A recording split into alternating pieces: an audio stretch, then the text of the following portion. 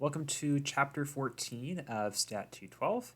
In this chapter, we're going to be talking about multiple linear regression, which is a lot like simple linear regression, except now we're going to be looking at what happens if we have two or more predictors in the same model to try to understand or predict a particular response variable. So we've talked about this idea of kind of modeling the relationship between two numeric variables, where one is kind of a predictor of this other variable that we call the response variable. And if there's a relationship between those two variables, then we're going to see a bit of a pattern in that scatter plot. We're going to see that as one variable changes, we also notice a general change in the other variable as well. It could be a positive correlation, meaning that the response variable tends to go up as the predictor goes up. It could be a negative correlation, meaning that as the predictor variable increases, the response variable is actually going down over time. But we can also do modeling with more than one predictor variable involved as well. The math behind it does get it quite a bit more complicated, and we're not going to really discuss that in this class. It involves some matrix algebra as well as just some more complicated understanding, and it involves more calculus, involves something called maximum likelihood estimation to find the best fitting parameters or parameter estimates for that model. And so it's just, the math is just really more complicated than we can really get into in this class. So we're really just going to be focusing on what multiple regression is, how we interpret multiple regression models, including the coefficients, a little bit, just a very little bit about model selection, and just kind of understanding what a model is communicating to us. So again, multiple means that there's more than one predictor. We are going to still call this a linear regression, multiple linear regression, because we're only going to be fitting linear terms. We're only looking at linear relationships between these variables. There are things called transformations where you can actually transform either a predictor variable or the response variable, and it's still a multiple linear regression model, but we're not really going to be worried about that in this class either. We're just going to be sticking with very simple examples without worrying about what happens if we take the log of a variable or take a polynomial term into our model as well. All right. So just another reminder, we're mostly looking at kind of these numeric variables, usually continuous, so they could also be discrete. That's also fine. As we'll talk about later in the chapter, though, we can actually add categorical predictors as well.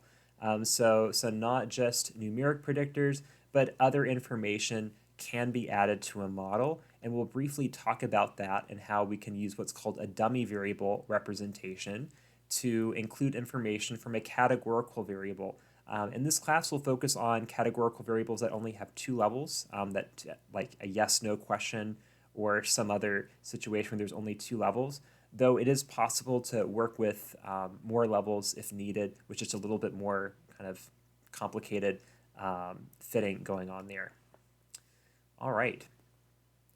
So we've talked about R squared as a measure that helps us understand how much variance in the response variable is explained by this model, by this predictor, or now it's going to be this set of predictors. So in other words, if we think about fitting a model, if we don't have a model at all, if we just have this response variable, and I'm looking at this response variable, and I'm trying to predict what is the next observation going to be for this response. So I know that the distribution of people's heights follows this distribution with this mean and this much variability. And I know that somebody's going to walk in the room and I want to try to predict, say, their height. Well, my best estimate for their height, knowing nothing but my response variable, it's just going to be the mean of that response variable. And the amount of error that I could have is going to be represented by how much variability there is in that response variable. Sometimes we refer to it with the standard deviations notation. Sometimes we use the variance notation. Both of those mean the same thing. They represent how much variability there is in the response variable. But if I have, say, a predictor, maybe just one predictor at first, I can perhaps make a better estimate for the response variable because I know that depending on what value this predictor variable is, the variability in the response at that particular place is going to be a little bit less, because if I look at the response variable as a whole, kind of spread off or spread out across that predictor variable, I see that there's some relationship, and I can see that the variability in y at any given x value is going to be a bit smaller than just the whole of y without any information at all. So we can continue with that idea with multiple regression, that if I have multiple predictors in the model, I have more information and I can predict y more accurately. The distribution of possible y values given these set of values for these predictors is going to keep getting smaller, assuming that I'm adding an appropriate predictor to the model.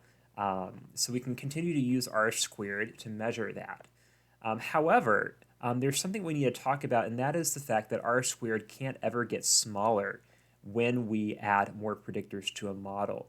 And it's because if I'm working with the same sample of data and I'm trying to fit the best fitting model using the least squares method, well, I'm only going to fit the data better and better on this particular sample, even if the predictors I'm adding are actually not correlated with the response variable or doing anything in this model.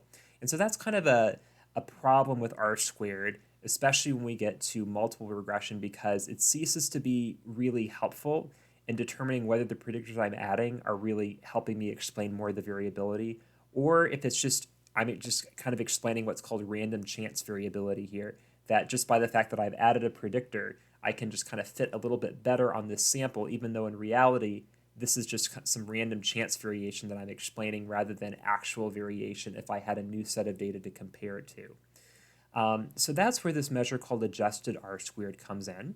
And adjusted R² is going to account for how much variability we expect to explain by random chance. So whenever I add a predictor, just the fact that I have a sample of data means that I'm probably going to explain a little bit of variability by random chance. So adjusted R² accounts for how much that is, and then we'll adjust that value a little bit lower for that reason. So that way, I can look at adjusted R² in model output, and I can pay attention to whether that value is actually going up when I add a new predictor, because if it is, it means that I am doing a little bit better than random chance. If it's staying the same, it means that I am doing about what I would expect by random chance if this wasn't actually a meaningful predictor. And if our adjusted R² actually goes down, it means that I'm actually performing a little bit worse than I would expect by random chance for an uncorrelated predictor. So that way we can kind of quickly see, number one, is adjusted R² going up? And number two, how much is it going up? Like, is it going up by a meaningful amount? And so that going up by a meaningful amount part kind of comes in over here, because it's not just that we add predictors because they improve the R², because they are making slightly better predictions, but it also has to do with whether or not it's kind of a meaningful amount to go up. And so we're going to kind of talk about that more with model selection in the next video. But first, we're going to talk about this idea called multi-collinearity. So multi-collinearity is when we have multiple predictors in the same model that are themselves highly correlated with one another and are explaining a lot of the same variance in the response variable. So just because I have two separate predictors that are themselves really correlated with the response variable individually doesn't necessarily mean that I should put both of them in this model together. And that's because if these two variables are really correlated with one another, they might just be explaining a lot of the same variability in the response, and they're kind of redundant predictors to include both. So there are some examples of perfect collinearity or exact collinearity. So one example would be that if I was trying to measure, maybe we'll just go with a silly example, ice cream sales on a particular day, and I wanted to know if I could predict ice cream sales based on the temperature in Fahrenheit for that day. Well, it wouldn't really make sense for me to also add temperature in Celsius as another predictor in that model, because temperature in Celsius and temperature in Fahrenheit are perfectly correlated variables. They're just measuring the same thing on different scales. So those would be redundant predictors, even though both of them individually are highly correlated with ice cream sales. They're both explaining the same variability, and thus I wouldn't make any progress in that model by putting both of those variables in as predictors. Well, that would be an extreme case, but I certainly have some slightly more mild cases where I just have two variables that are, fairly highly correlated with one another. And so here's an example kind of like that, where perhaps we're trying to model the murder rate in different cities. So this represents, I think it's like 50 of America's most populated cities. And one of the variables that we have here is the murder rate per, I believe it's 1,000 people or something like that, or 10,000 people. And we're looking at different variables that might help us kind of explain differences in murder rates for different cities. So one predictor that we have is the rate of rape in that city as well. The number of rape cases per, I believe, again, it's 1,000 people or 10,000 people. And then another predictor that we could also use would be the assault rate per 1,000 or 10,000 people. I think it's probably 10,000 people now that I'm looking at these numbers. Right? And so both of these variables are fairly correlated with the response variable. I mean, there's still definitely some, a little bit of question there. But generally, we notice that as one variable goes up, as the rape rate goes up, murder rate's also going up here. Same thing with assault. You might remember, if you're thinking about Chapter 13, this is kind of an example of heteroscedastic data. We have slightly non-constant variance with certainly this relationship. This one maybe not quite as obvious, but certainly over here. So just something I wanted to kind of nod to as another example of that shape, that cone shape, which would mean that's not great for fitting a model. It means that our ability to make inference on this slope is a little bit harder, and our methods don't quite work as well when that's the case. But just kind of an aside, I wanted to point it out since it was there.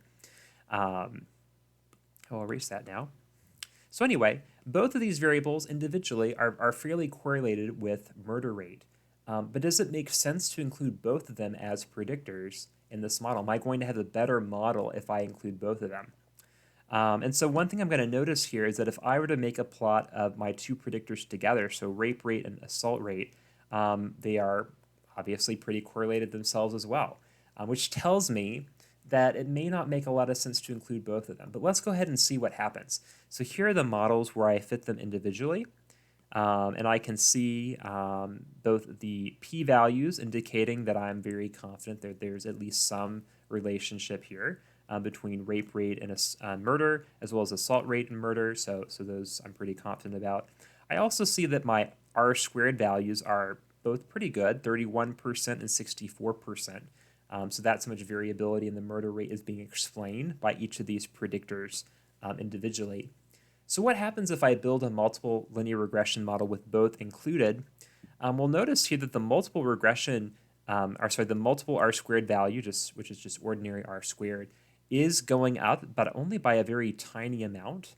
And it actually looks like if I look over here at adjusted r-squared has actually gone down a little bit from the strongest solo model, which has assault rate, meaning that by adding the rape rate, I'm actually doing slightly worse than I would expect by random chance if I was adding a non-helpful predictor into this model. And so what this is telling us is that these are kind of redundant predictors, that it doesn't really do anything for me to include both, that it's probably better to just include one, probably the stronger one would make more sense, that this model by itself is really doing everything I need it to, and that this model, including both, doesn't really get me any farther than I would with just one. So based on this model summary in the scatter plot above, do you think that these are collinear predictors? Absolutely. They definitely have some relationship themselves. What helps you determine that? So I'm going to say a couple things. Besides the fact that the scatter plot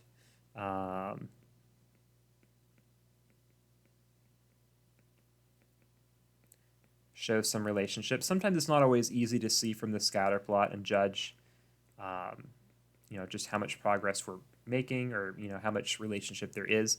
So I'm also going to look at, we also notice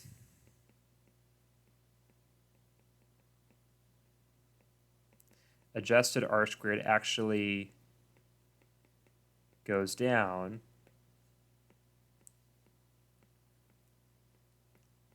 when both added. And that's again suggesting that they're probably explaining a lot of the same variability and murder rate because I'm not making any progress. I'm not explaining any more variability when I add both as opposed to just the single predictor that seems to be the best here. All right, so we'll stop there.